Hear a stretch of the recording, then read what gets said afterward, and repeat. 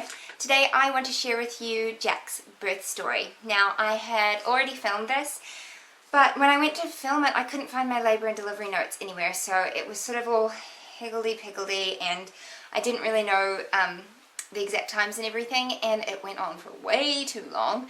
So this past weekend, my husband and I were spring cleaning the office slash guest bedroom and we found my labour and delivery notes. So I am going to refilm this video and hopefully it doesn't go on for quite so long and isn't quite so rambly. But yeah, we'll give it a go. So this is sort of for my own benefit to have it down on tape, because you really do forget all the details very quickly, as I found out when my labour and delivery notes were missing. But also I'd like to be able to share this with some other mums out there, particularly first-time mums. You have no idea what's going to happen and you're scared and anxious about the whole process. And I watched a ton of labour and delivery vlogs and birth stories and stuff before I gave birth to my son, and I really felt like it helped to prepare me for what could possibly be happening. So yeah. But let's get started. For a bit of background, in New Zealand most women are under the care of a midwife for the duration of their pregnancy and for, I think it's 6 weeks postpartum. Unless there are complications to your pregnancy or it's high risk or whatever, then you'll be under the OBGYN, but for the majority of women they're under a midwife's care. I had an absolutely amazing midwife. She was just wonderful. She was probably about the same age as my mum, maybe a little bit younger, so I guess we just kind of clicked, and she was absolutely lovely. So I had a very textbook pregnancy. I didn't have any complications or anything. I had a lot of the typical signs and symptoms of pregnancy, and yeah, I got to my 39-week appointment. That's where I'm gonna pick the birth story up from. And before then my midwife thought I was gonna go early because I was so over it. Oh my goodness, I was so over it. But I had a lot of pre-labor signs and things like that. Well, going into my 39-week appointment, I was very anxious because I was almost certain that my son had flipped into the posterior position. Up until that point, he had been in the ideal position for labor, and then he decided to flip right at the end. So I was feeling all these kicks out the front of my belly, and yeah, she confirmed it when I got to the appointment that yes, he was lying posterior, so his back was to my back. And in case you haven't heard anything about that, that is like really not an ideal position to go into labor with, because it often leads to prolonged labors. Jack's in the background, by the way. If you hear noise, that's why he's just sitting on the floor playing. Posterior births often lead to long labors and complications, and they can lead to C-sections and things like that. And my midwife did not offer an epidural because she and her midwife partner were concerned about complications. They'd had a few issues arise. So if I did want an epidural, I'd have to have my care handed over to the OBGYN, which I really didn't want. But I was also petrified because everything I'd heard about posterior births was that these horrific labors and that you had to have an epidural, otherwise you had awful back labor and stuff like that. So I left that appointment feeling really upset, really anxious.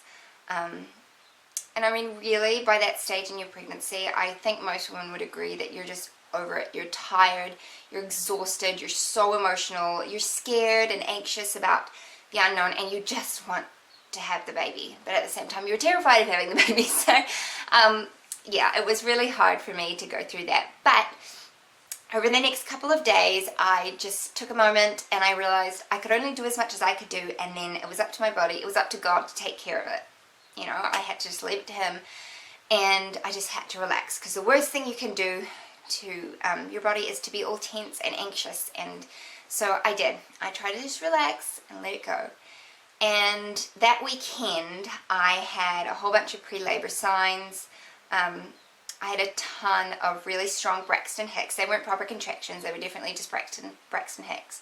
And Jack was just lying really low. I could feel that he was really low. And yeah, I just had a few signs. So I thought, maybe things are happening.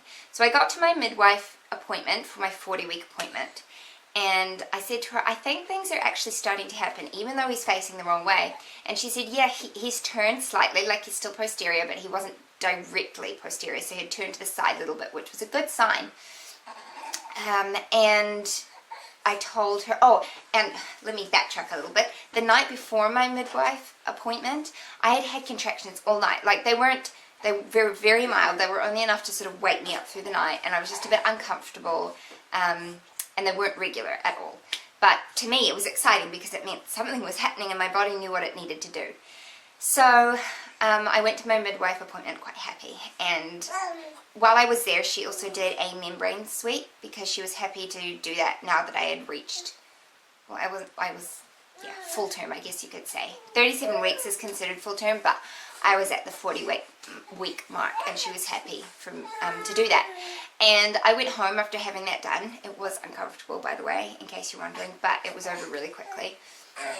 I went home and I called my mum and told her what had happened, and while I was on the phone with her, my contractions started again. They'd petered out over the night, like they'd just stopped by morning. But after the membrane sweep, they started up straight away. So I said to my mum, I'm going to go for a walk. I want these to carry on, and hopefully it'll encourage the baby to turn. So I did. I went for a walk. I waddled down the street like a duck.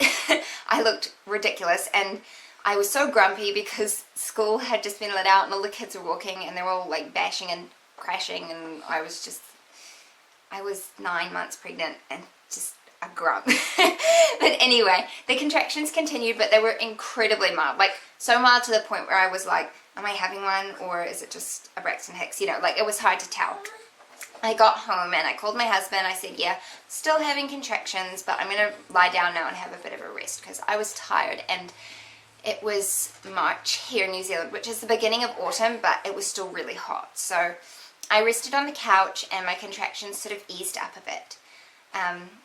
And my husband got home and we had dinner, and then they started amping up a bit. They were still very irregular, but they started increasing in intensity. Like, it was to the point where he would be talking to me and then I would just stop responding to him and he'd be like, what? And it was because I couldn't talk, because I was like trying to just, you know, relax and let the contraction do what it needed to do. So that's what happened that evening, and I think it was about 10:30, and I was in contact with my mum and said, you know, I'll let you know what happens. I don't think anything is going to happen quickly. But it was about 10:30 and we decided to go to bed. So we got all ready and I tried to make myself comfortable with the gazillion pillows that I had in my bed anyway. And we turned out the lights and I got a contraction and I was like, yeah, this is not going to work. There's no way that I'm going to be able to sleep. Certainly not in this position. So I said to my husband, I'm going to go into the lounge and you try and get some sleep, because I wanted him well rested so that he could support me. And I was going to go try and get some rest in the lounge. So I went out there and I tried to sit in the lazy boy, and that was uncomfortable. And I mean, no position was comfortable. And the contractions were very irregular. And so I think I just ended up being like draped over the birthing ball or lying on the ground. For some reason it was really uncomfortable to lie on soft surfaces. Bear with me. I'm back. Jack just dropped his little biscuit, so he wasn't very happy. Anyway, where was I? Yeah.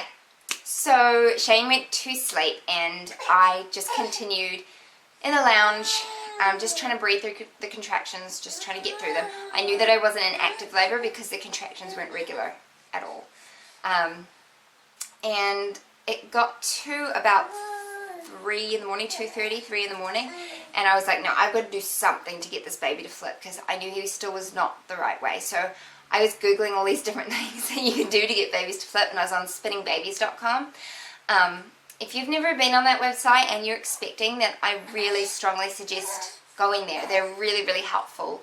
They've got lots of tips on how to get your baby into the ideal position for labor. So, Jack, shh, you're so noisy.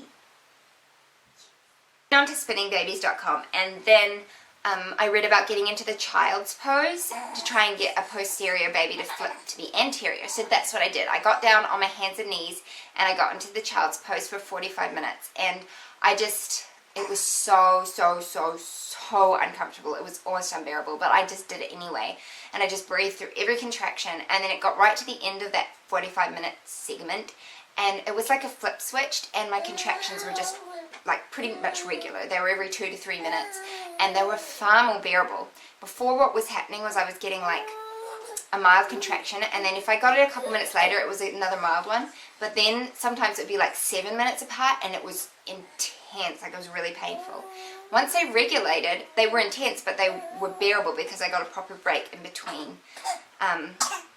So by that point, I decided that I needed to call my midwife because I felt like maybe things were progressing and she should just be aware. I was also really, really tired, and I kind of just needed some assurance. And that's the other thing that happened. My husband came out the bedroom at the end of that 45-minute sort of segment, and I was like, oh, did you get much sleep? And he's like an hour, because I was making so much noise, just to like breathe through the contractions and get through them. What? Okay, hold on guys, I'm going to bring Jack up here and see if he'll be happy. Here's Jack, and he's got lipstick on him because I kind of just accidentally rubbed my lips up against him. Whoops. Say hi, everybody. Say hi. Say hi. Okay, so I called my midwife and she said, okay, what do you want to do? And I said, oh, well, I'd like it if you could come and check me and just see how things are going. So that's what she did. She said, I'll be there soon. Just continue doing what you're doing. She arrived, according to my notes, at 4:10 a.m. And while she was there, she checked me to see how much I had progressed. Now, the day before, when she did the membrane sweep, I was like 1 centimeter dilated and 50% effaced, I think. And I wasn't expecting to have progressed at all overnight, like, because the contractions were irregular. I didn't really feel like they were doing anything except for trying to turn the baby. So she checked me, and the good thing was that Jack had turned. The only thing was that his chin was still sticking up a little bit and it needed to be tucked in. So that was the only thing, and I had progressed to 3 centimeters and I was 50% effaced. And I was really happy with that because I wasn't expecting to have dilated at all. So then while she was there, I remember getting, it was just before she was about to leave, I remember getting this really intense contraction. Like, it was so sore and I couldn't talk through my contractions by that point. And while it happened, my waters broke, and it was a very distinct feeling. Trust me, you'd know. It was definitely my waters, and yeah, and it was just really intense. So that happened while she was there, and then she also gave me a TENS machine, which I don't know if you've heard of those before. I don't know what the acronym stands for, but pretty much you put these little pads on your back, and it's connected to a little machine that lets out some electrical currents, which you would think would hurt, but they don't. So it like mildly sends out these electrical currents, and then when you have a contraction, you press a button and it amps it up. Pretty much it's about like overriding the pain receptors or something. So I used that for a while, and it did help a little bit more to distract me from the pain than anything else. After a while, that stopped being effective, and actually, I remember now when I got to the hospital and I was going to deliver, it was running on full bore and I couldn't feel it at all. So it was really good for the early labor, but as you'll find out soon, I had a very short early labor, and so I didn't really get that much use out of it. Now, when my midwife left, she said that she was going to check in with me at like 8:30. She had to go see some ladies early in the morning, but she'd check in with me, see how I was going, and to expect this to go on for a while, which I was totally fine with. I kind of knew that because it was my first labor, that I would be in labor for a long time, and so that's just what I expected. I then also got Shane to call my mum to come over because he hadn't had much sleep, and I was expecting to labor for a while, and I knew I needed some more support. So we called my mum, and she said, sure, I'll be over, no problem. It was probably an hour later that we ended up calling my midwife again. Now, before we called her, everything amped up a ton. Like, I was so uncomfortable. It was like there was a vice grip on my hips, and it was getting unbearable. I also got really nauseous, and I was sick, and yeah, things just amped up hugely. And it got to the point where I was like, okay, I can't do this anymore. I need to get to the hospital and get some sort of pain relief, whether that's just getting in the birthing pool or gas and air, whatever. I also felt like I needed to be somewhere where people knew what they were doing, because I felt very, not alone, like my husband was there and he was wonderful, but I felt like I needed a professional. I needed someone who knew what to do and could reassure me that everything was normal, everything that was happening was okay. Alright, we are going to have to pick this video up later because this little boy needs to go down for a nap. So anyway, where were we? Yes, my contractions had amped up a whole bunch and I felt like I wasn't coping anymore. So I called my midwife and I said, I need to go to hospital now. Can I please use the birth pool? And she said, yes, that's totally fine. I will meet you there.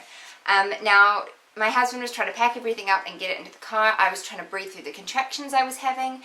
And we got into the car, and thankfully the hospital is just 2 minutes away, so it wasn't a big drive.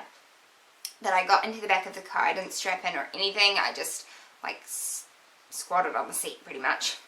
And I then saw that there was a text from my midwife, and she said that another lady was in the birthing pool and did we still want to come.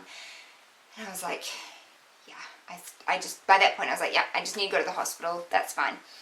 And she did say that the lady probably wouldn't be long because she was already pushing, and so, you know, that I could probably use it pretty soon. Here, my little boy. So we headed off to the hospital, and we got there, and I had a few contractions on the way. I had one when we got to the car park, and I just, you know, I was trying to breathe through them. They were really, really intense by that point, and I wasn't really talking all that much. I was just trying to deal with it. My husband had also called my mum and told her to come to the hospital instead of the house, because when we called her, she was expecting to come to our house. So she was going to meet us there, and we waited in the foyer because they didn't have my room ready just yet, and they didn't realize how advanced I was, and I didn't realize how advanced I was.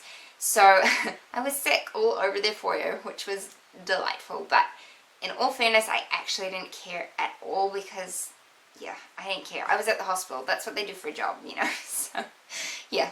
Anyway, they took me to my room and my midwife was there, and I just remember it being such a lovely room. Like, it was just a hospital room, but it was dimly lit and it was quiet and calm, and it was just me, my husband, and my midwife at that point. So she got me up I got up onto the bed, and I had the bed head lifted up a bit so I could rest over that, and I was leaning forward over that.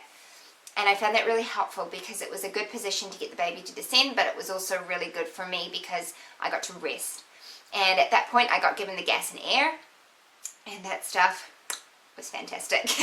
Didn't help with the pain, but it did really help to relax me. So in between contractions I got a really good break, and it helped a lot.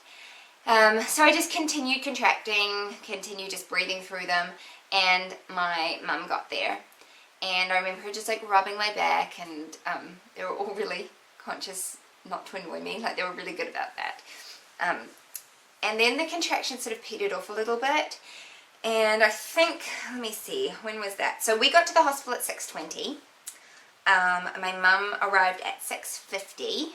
That contractions were variable in frequency and duration, and I was getting some pressure feeling. So at that point I was starting to feel like he was getting really low, and I probably didn't have that much longer to go. And like it said in the notes, the contractions had sort of spaced out a bit, and I was a little bit worried, but I also thought I had heard about this happening before you actually have to push, because it's almost like your body's like, okay, I'm going to give you a break now, and then you need to push. So my midwife later said to me that she's also a bit worried that the baby had turned back posterior, but that didn't turn out to be the case. So then she checked me at about 7 o'clock, and I was at a 9.5. So she said, try not to push, try to just breathe through them, but if you cannot help it, then that's fine, just go for it. And I remember I just needed to push, and I did. My mum had just left the room for a moment, and I just did this huge push, and my midwife thought that my mum was going to miss the birth. Luckily she didn't. She got back into the room and it was fine. But yeah, once baby decided to come, he wanted to be there, and so I started pushing. 7:20, it was involuntary pushing, so I wasn't even trying to push, it was just happening. Like, the baby was coming with or without my help. So I started pushing then, and they prepped the room for the birth, and I was like, okay, it's not going to be that much longer, hopefully. And it wasn't. She did say to me while I was there, she said, you're going to feel him descend and then he's going to go back up again, and that's quite normal. And I never felt that. He just kept coming, and when he decided to come, he wanted to come. And so I just kept pushing, and I pushed for 20 minutes, and he was born. So we didn't know the gender that we were having. We kept that a surprise, and that was one of the really special things. My husband said, honey, we've got a boy, and that was really, really special. He was born at 7:40, so I pushed for 20 minutes, and he was born at 7:40 a.m. on the 26th of March 2015. He weighed 6 pounds 7 ounces and was 51 centimeters long. So he was just a little thing, but he was born full term. He was healthy and happy. I think he scored 9 on the Apgar scale initially because he was born. He was a little bit shocked because the delivery was really fast, and the cord was wrapped around his body, but he pinked up. He was happy. He let out one little cry, and then his eyes were wide open, and he was taking everything in. And it was really neat. I was very, very shaky, and my body was in a lot of shock because it had happened so quickly. So it took me a while to sort of settle down and relax and enjoy the whole thing. But I managed to turn over, and they put him on me, and we had lots of skin to skin, and I delivered the placenta about 15 minutes after he was born, and I did find that quite painful. I had some tearing, and I think that's probably why. Yeah, and they didn't rush us. It was lovely and relaxing. They brought me breakfast. We got Jack to latch on, and I nursed him for a little bit, and then I eventually got up and I took a shower, and once I was all clean and dressed, golly, it feels so good to have a shower after you've given birth. Anyway, I was all clean and dressed, and then they transferred Jack and I to a different room. Now, we were very, very lucky to be transferred to a private room because I was expecting to have to share, but I didn't have to. So that was really nice. I did have to share a bathroom. That wasn't a big deal. And then all the family came and visited, and yeah, it was just a really, really lovely time. I couldn't have asked for a better labour and delivery. I think the only medication I had was paracetamol and gas and air, and they were both really good. I think if my labour had been really long, then I would have needed more, but I didn't, and Jack turned, and I just have to thank God for that because, you know, I had done everything I could, but he worked it all out in the end, and I'm very thankful to have had a happy, healthy baby, and a really straightforward delivery with no complications. And I really do have to emphasize that because my mother had to have 4 cesarean sections, not of her own choice, she had to have them. And so I really was expecting to have complications and to not be able to deliver naturally. So for me, that was a really, really big deal. That first night, he cluster fed all night, and I think I got like 2 hours of sleep in 72 hours. So I was running on pure adrenaline. But I went home the next day because Jack was in the same room as me, and he was just so noisy I didn't get any sleep. So we went home the next day, and we had a little tiny 2-bedroom house back then, or unit. It wasn't even a house. And he was in the room next to us. I could hear everything I needed to, but I also got rest that night, which was really, really good. And it was lovely coming home. It was exciting, and my mum came and stayed and helped out, and yeah, it was just wonderful. So they timed my whole labour and delivery. My midwife said it was 3 hours long, so I was in active labour when my waters broke, is what she classed it from, and I delivered 3 hours later. So that was really, really cool to have had a baby that fast. For my first labour, it was unheard of to have a labour that quick. And my midwife said, expect a home birth next time. So I'm a little bit worried about that because we do live 15 minutes out of town and away from the hospital now. So we'll just have to be very prepared, and I think I'll probably leave the house as soon as I have my first contraction because I don't want to have a home birth, let's just put it that way. Yeah, so that sums up how Jack came into this world and how he was born, my experience with labour.